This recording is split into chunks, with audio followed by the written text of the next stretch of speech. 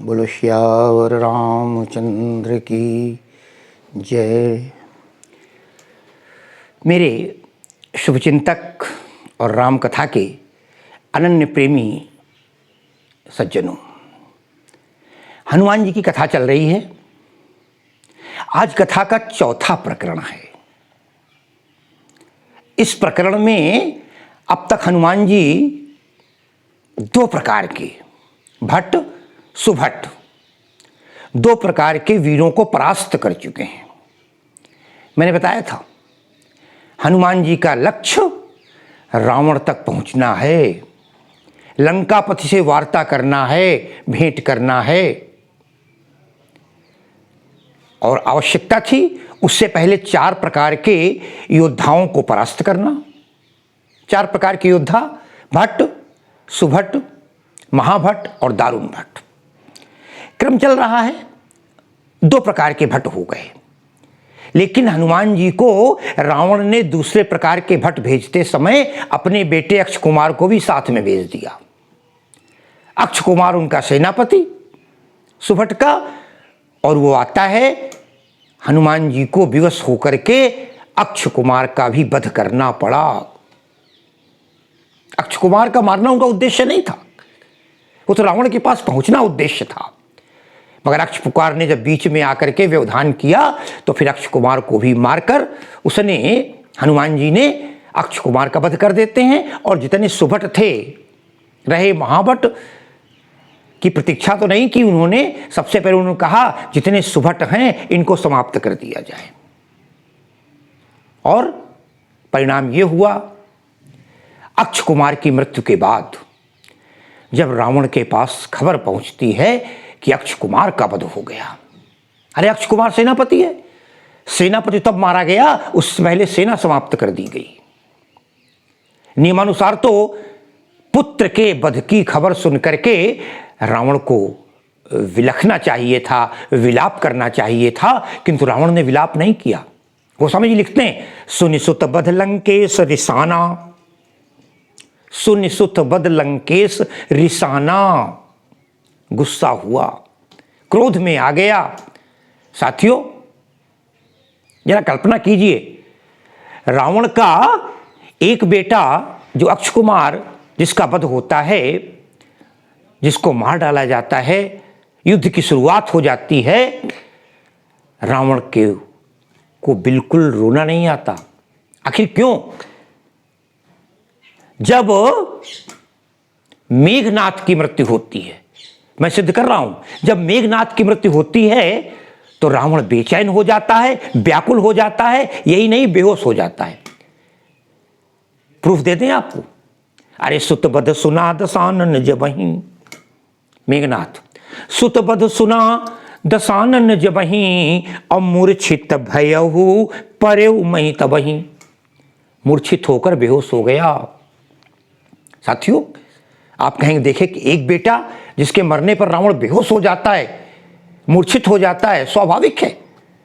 जिस पिता के सामने उसके पुत्र की हत्या हो जाए, उससे बड़ा दुख और क्या हो सकता है।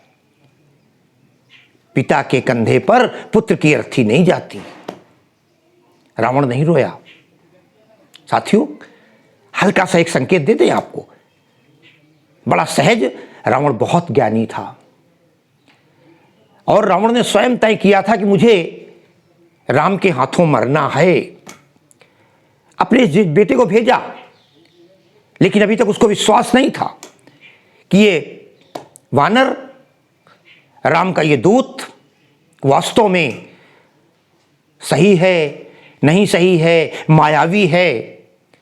लेकिन जब सारे बेटे मरते गए और अंततो गत्वा मेघनाथ की मृत्यु हो जाती है लक्ष्मण के द्वारा, तब उसको जब पता लगता, तब वो जानता है बस सबसे अधिक बलवान मेघनाथ था।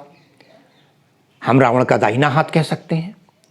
उसके समान था, जिसको नाना प्रकार की शक्तियां प्राप्त थीं। रावण को अपने उस बेटे पर गर्व था। जब वो मेघनाथ के वध को सुनता है, ध्यान, तो सुतपद सुना दसानन जबहीं, मूर्छित भयो परेउ मही तबहीं। मूर्छित होकर बेहोश होकर गिर जाता है, क्योंकि अब वो जान जाता है और उसे लगता है कि वो इसका मतलब ये है कि इतने दिन से जो युद्ध चल रहा था वो युद्ध की सच्चाई है और भगवान अवतार ले चुके हैं, और मेघनाथ की मृत्यु का मतलब अब मेरी मृत्यु सुनिश्चित है। लेकिन उसे आंतरिक रूप से प्रसन्नता भी होती है कि मेघनाथ की मृत्यु के बाद, क्योंकि देखिए आप, मूर्छित तो होता है, मूर्छित होते ही एक बार फिर उठकर बैठ जाता है और अपनी बिलखती हुई पत्नियों को उपदेश देने लगता है। तब तस कंठ विविध विधि समझाई सब नारी, सारी स्त्रियों को समझाया, माएं बिलख रही थी। तब दस कंठ विविध विधि समझाई सब नारी, कि नश्वर रूप जगत सब देखहु हृदय विचार। नश्वर, अरे संसार क्षणभंगुर है, नाशवान है, क्यों रो रही हो? कायदे से जिसके घर में मृत्यु होती है अन्य लोग समझाते हैं, आज स्वयं रावण समझा रहा है। ये रावण का ज्ञान पक्ष, रावण का बुद्धि चातुर्य, ये रावण को जो आंतरिक ज्ञान था, जो उसकी विद्वता थी वो है। किंतु अंतर क्या पड़ता है? हम कितने विद्वान हैं, जानते सब कुछ हैं, लेकिन कर्म तो नहीं। कृष्ण बड़ा अच्छा कहा, जे आचरण ते नर नघनेरे, रावण के अंदर, और पर उपदेश कुशल बहु तेरे, यही गुण था। आज पहले पुत्र की मृत्यु होती है, अक्ष कुमार की मृत्यु होती है, गुस्सा आता है उसको, और इसलिए कि आखिर ये है कौन जिसने हमारे बेटे को मार डाला, उसको देखना चाहता है। और उसने सुनिसुत बध लंकेश रिसाना, और उसी समय आदेश दे दिया, और पठैसी मेघनाथ बलवाना, बाकी बीच के बेटों को रोक दिया भी। अब अंतिम बेटे को भेजना चाहता है, मेघनाथ को भेजना चाहता है, ये सोच करके कि सबसे बलवान, चतुर, स्वयं भक्त, तपस्वी, तेजस्वी वीर योद्धा है।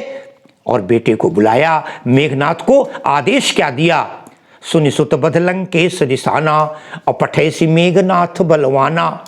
मेघनाथ चलने लगा।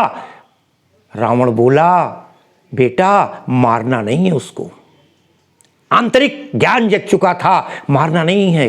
फिर मारे सी जन सुत बांधे सी ताही, मारना नहीं, मारे सी जन, जन कहते हैं ना को मना कर दिया। सुत बांधे सी ताही, हे बेटा बांध करके ले आओ, किसी तरीके से पशु है, बंदर है, उसको बांध करके ले आओ। अरे पिताजी बांध के यहाँ आप अपने दरबार में एक बंदर को बुला रहे हैं? अरे बोले, देखा हूं कपी कहाँ कर आई, देखे तो कहाँ का बंदर है, कौन है? क्योंकि रावण का बंदरों के साथ बहुत दिनों से संबंध रहा है। उसने तो अपने मरने से पहले कह दिया था, हम काहू के मर ही न मारे, अरे वानर मनुज जात दुई बारे। डर है, बंदर और मनुष्य दो ही तो हैं जो हमारी सेना को परास्त करेंगे। वानर के रूप में वानर सेना है और मनुष्य के रूप में राम और लक्ष्मण है। साफ कह दिया, मारना नहीं। मारे सी जनी सुति बांधे सी ताही, और देखा हूं कपि ही कहाँ करे आही। कहाँ का कपि है, कहाँ का बंदर है, कौन आया है? फिर क्या था, चला इंद्रजित अतुलित जोधा। मेघनाथ की शक्ति पर, मेघनाथ के पराक्रम पर 1% भी कहीं भी शंका करने की गुंजाइश नहीं है। योद्धा है, उसकी पत्नी बहुत बड़ी पतिव्रता है, तमाम शक्तियां अपने पति के लिए प्रदान कर रखी हैं, प्राप्त कर रखी हैं तपस्या साधना से। यहां तक कि 12 वर्ष का जो व्यक्ति निराहार करेगा, जल नहीं पिएगा, पानी नहीं पिएगा, रात्रि 12 साल सोएगा नहीं, 12 साल ब्रह्मचर्य रहेगा, वही मेघनाथ की हत्या कर सकता है। वो पराक्रमी योद्धा था, इसलिए उसने कहा मारना नहीं, बस खाली ले आओ, देखा ही कपि ही कहाँ कर आही। कहाँ का बंदर है, कौन है, मैं देखना चाहता हूं। चला इंद्रजित अतुलित जोधा। इंद्रजित, अरे जिसने देवताओं के देवता इंद्र पर भी विजय प्राप्त कर ली हो। मेघनाथ का एक नाम इंद्रजीत है। उसने देवताओं के युद्ध में इंद्र को भी परास्त कर दिया था, बंदी बना लिया था। इसलिए चला इंद्रजित अतुलित जोधा। गोस्वामी जी ने स्वयं अतुलित कहा है, जिसकी तुलना हो ही नहीं सकती। हाँ, इस समय उसे गुस्सा तो था, दुख भी था। गोस्वामी जी लिखते हैं, चला इंद्रजित अतुलित जोधा, और बंधु निधन सुन उपजा क्रोधा। भाई की मृत्यु का समाचार सुनकर उसे बड़ा क्रोध आ गया था। और फिर क्या था, कपि देखा। हनुमान जी बड़े प्रसन्न हैं, पेड़ पर बैठे हुए हैं, डाल पर बैठे हुए हैं और आराम से फल भी खा रहे हैं, कुछ फेंक रहे हैं, कुछ पत्तियां तोड़ रहे हैं और उनको प्रतीक्षा है। हम अपनी कथा पे आते हैं, अरे उनको प्रतीक्षा है तीसरे नंबर के योद्धा की। भट्ट को भी मार चुके हैं, सुभट को भी मार चुके हैं और अब चाहिए महाभट्ट। लेकिन बड़ा दिक्कत हो गई, क्योंकि मेघनाथ जो था वो महाभट्ट नहीं था, वो चौथे नंबर का अंतिम दारुण भट्ट था। कपि देखा दारुण भट्ट आवा। ओ बोले समझ गए, अरे परशुराम जी तो ज्ञानी ने, मैं परशुराम कह गया, वास्तविकता ये है हनुमान जी स्वयं ज्ञानी नामग्रगण्यम।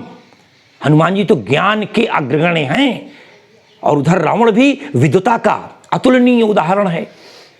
हनुमान जी कहते हैं ओ समझ में आ गई बात, इसने हमारी योग्यता को, हमारी नियम को तोड़ना चाहा है।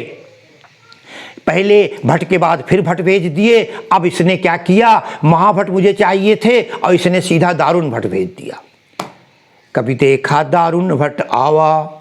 अब क्या किया जाए, इंटर पास हो गया है कोई और एमए की डिग्री सीधे ले लेगा तो उसकी अपने आप एमए की डिग्री कैंसिल हो जाएगी, फिर वो इंटर रह जाएगा, बीच में अपराध लग जाएगा, गलत काम का, फ्रॉड का। अब हनुमान जी परेशान हो गए, एक पल के लिए क्या किया जाए। कपि देखा दारुण भट्ट आवा, कटकटाए गरजा। किटकिटा के गरज रहा है, कर क्या सकता है। कटकटाए गरजा अरुधावा। और हनुमान जी ने अति विशाल तरु एक उपारा,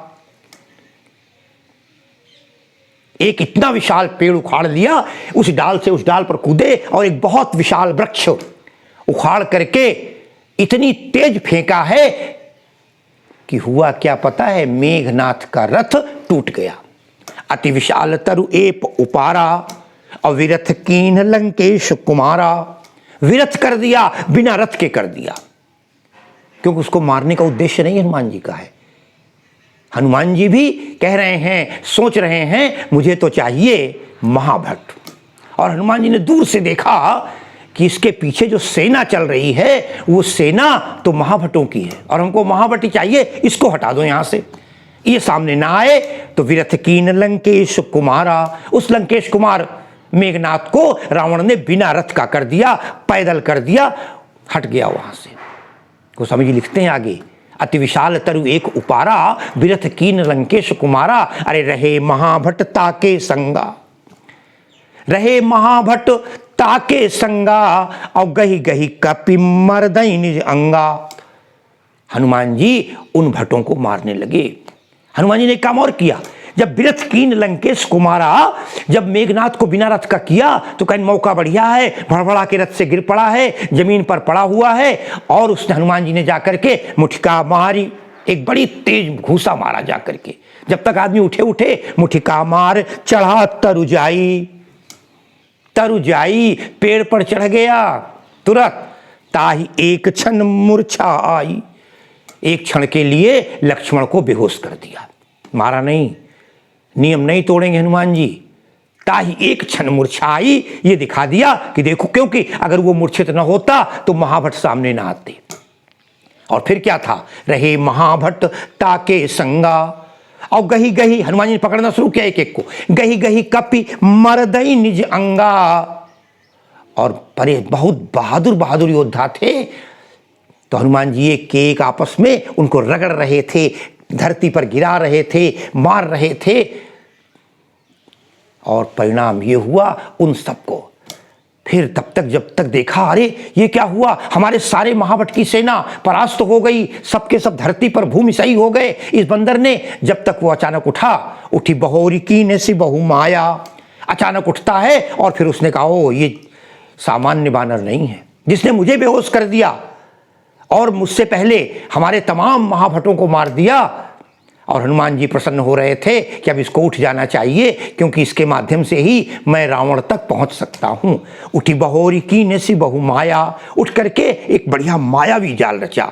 अरे हनुमान जी मायापति के प्रेमी तो हैं, जो मायापति भगवान राम हैं उनके भक्त तो हैं, लेकिन हनुमान जी माया से दूर रहने वाले व्यक्ति हैं, वो मायावी जाल में नहीं फंसना चाहते। लेकिन उसने क्या किया, उठी बहोरी कीन सी बहु माया और जीति न जाय प्रभंजन जाया। अब क्या किया जाए। उसने देखा इस वीर को, इस योद्धा को, इस बानर को आसानी से पकड़ा नहीं जा सकता, जिसने मेरा रथ तोड़ दिया, जिसने मुझे बेहोश कर दिया। और लक्ष्मण ने अपना एक बहुत विशाल अस्त्र निकाल लिया। ब्रह्म अस्त्र ते ही साधा और कपिमन कीन विचार, जो न ब्रह्म सर मानो तो महिमा मिटे अपार। उसने ब्रह्मास्त्र का प्रयोग कर दिया। ब्रह्मा जी का अस्त्र था। ब्रह्मा विष्णु देखा ध्यान से, ब्रह्मा विष्णु महेश उनको दर्शन हो गए, उसके द्वारा छोड़े गए ब्रह्मास्त्र पर उसने हनुमान जी ने मन ही मन ब्रह्मा जी को प्रणाम किया, विष्णु को प्रणाम किया, महेश को प्रणाम किया। ब्रह्मास्त्र में तीनों के दर्शन हनुमान को हो गए। हनुमान समझ गए अरे ये तो क्या है, अब तो मुझे इसको काटना नहीं है। साथियों, एक रामायण में, कौन सी रामायण में नहीं पता मुझे, कई रामायण मैंने पढ़ी अलग अलग। एक रामायण में तो यहाँ तक लिखा है कि ये ब्रह्मास्त्र उस समय उसने कुछ नहीं किया था, केवल अपने गले का जनेऊ उतार करके, उपनयन जिसे कहते हैं, उस जनेऊ को उतार करके पेड़ पर फेंका और पेड़ पर जनेऊ जाते ही हनुमान जी उस जनेऊ में बंध जाते हैं, बस वो नीचे उतर आते हैं। ब्रह्मास्त्र, ब्रह्मा विष्णु और महेश, अरे उपनयन के 3 धागे, अगर हम कर्म करें, अगर हम वास्तव में उपनयन का पालन करें, अगर हम वास्तव में ब्रह्मत्व का पालन करें, ब्रह्मत्व का पालन करें, तो इस जनेऊ में ही इतनी ताकत होती है, बड़ों बड़ों को परास्त किया जा सकता है। जिस समय ब्रह्मास्त्र छादते हैं तो और ब्रह्मास्त्र डालते हैं तो ब्रह्म शस्त्र ही साधा कपिमन कीन विचार। हनुमान जी विचार करते हैं, जो न ब्रह्म सर मानो महिमा मिटई अपार। हनुमान जी अचानक भड़बड़ा के नीचे उतर आते हैं और हनुमान जी ने क्या किया, अपनी आंखें बंद कर ली। कहना अब माया इसने माया दिखाई है तो हमको थोड़ी बहुत माया का प्रभाव करना चाहिए। हनुमान जी ने आंखें बंद कर ली ये दिखाने के लिए कि मैं बेहोश हो गया, मूर्छित हो गया, क्योंकि हनुमान जी को ब्रह्मास्त्र की लज्जा रखनी थी, उसका सम्मान करना था। हनुमान जी राम के भक्त हैं, भगवान के उस बाण को, उस ब्रह्मास्त्र के अस्त्र को वह पराजित नहीं करना चाहते थे, उसको हटाना नहीं चाहते थे, उसका अपमान नहीं करना चाहते थे। हनुमान जी ने जो ही आंखें बंद की, ते ही देखा कपि मूर्छित भयऊ। उन्होंने देखा अरे ये बंदर मूर्छित होते ही देखा, हुए नहीं थे, केवल देखा। मेघनाथ ने अनुमान लगाया, ते ही देखा कपि मूर्छित भयऊ। फिर क्या करता है, नाग पास बांधे सी ले गयऊ। नाग पास में तमाम सांपों के नागपाश का यंत्र, एक बार भगवान राम को भी नागपाश में बांध दिया था रावण ने, तब गरुण जी ने आकर छुड़ाया था। तब नारद जी ने जब गरुण जी को भेजा था, तब नारद मुनि गरुण पठायो, तब बंधन काट गयो और गादा था। आज फिर नागपाश में हनुमान जी को बांध देता है। नागपाश बांधे सी और ले गए। हनुमान जी बोले यही तो चाहता था मैं। तमाम महाभट को मार दिया, दारुण भट्ट के प्रभाव से उसको भी बेहोश कर दिया। और बेहोश होना साथियों एक और विशेषता है, हमारे जब कुश्ती होती है, कुश्ती में युद्ध होता है, तो लड़ाई का एक ही परिणाम है, पता है क्या, जिसको चित्त कर दिया जाए, जिसको चित्त कर दिया जाए वही जो चित्त हो जाता है वो पराजित हो जाता है और दूसरा विजेता हो जाता है। जब हनुमान जी ने उन्हें भूमि पे गिराया, रथ तोड़ा और जाके मूर्छा उनको मुठका मारते हैं, मुठका मार चढ़ा तरुजाई, ताही एक क्षण मूर्छा आई। जिस समय मूर्छा आई उस समय मेघनाथ अचेत थे और सीधे सीने के बल लेटे हुए थे, आसमान की तरफ छाती थी, वहीं पर मेघनाथ भी घुमाकर वाणी के अनुसार और नियमानुसार वहीं पर मेघनाथ भी पराजित हो जाते हैं। चारों प्रकार के योद्धाओं पर विजय प्राप्त कर लेता है, मगर मेघनाथ ने फिर मायावी जाल चलाया और हनुमान जी को बांधकर तेही देखा कपि मूर्छित भयऊ, नाग पास बांधे से ले गए। नाग पास में बांध लेता है और ले जाता है। कल्पना कीजिए। और अब क्या था, भगवान शंकर कथा सुना रहे हैं, पार्वती जी को संदेह हो गया, बोली भगवान का भक्त और एक पतले से धागे में बंध गया, नागपाश में बंध गया, कुछ बात समझ में नहीं आती, क्या बात थी, क्यों ऐसा हुआ। इस कथा को है ना यहीं पर विराम देते हुए अगली कथा की ओर ले चलेंगे। आज के इस भाग में एक बार प्रेम से बोलो जय बजरंगबली, जय सिया राम।